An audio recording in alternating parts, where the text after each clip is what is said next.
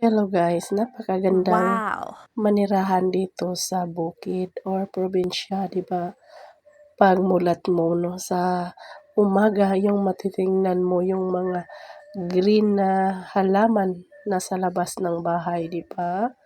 Tingnan ninyo guys, ang sarap ng hangin. Kahit di tayo mayaman, mayaman naman tayo sa mga tanim. Yan, 'di ba? Napakagandang tingnan kaya tingnan mo yung mga halaman, maganda silang tingnan, 'di ba? Kaya dito lang sa probinsya makikita mo ang napakalawak na tanawin. Yan ang bahay ko. Di yan kalakihan but happy naman kami dyan nakatira. Kahit di tayo mayaman guys, ang importante masaya tayo na tumira dito sa probinsya. 'Di ba? Napakagandang tingnan din ang mga lupain at may malawak na taniman.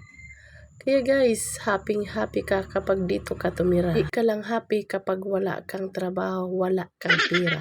Pero kung matyaga ka lang, hindi ka mawawalan ng pera. Hindi ka po naman kung voice over, oy kalagot pa ni masitag voice over, oy hangtod karon wa gihapon. Ay, Ginoo tabang Lord.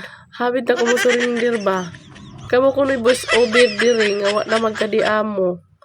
Bisag Bisaya kay tanda ko magtagalog-tagalog na lang ta kay wala ta gihapon ani. Yung mga kauban na to puro Tagalog, kita Bisaya. Ay nako Ginoo tabang Lord. Asa naman ang mundo? O naghalay na nas kordapya diyang dapita. Ikapoy na siya ba? Hala sige dia kordapya. Panghalay sa din ha. Habang luto ka diya og pan o tinapay. Sige paningkamot diha. Wa kay mama diri paningkamot para makaikay kwarta.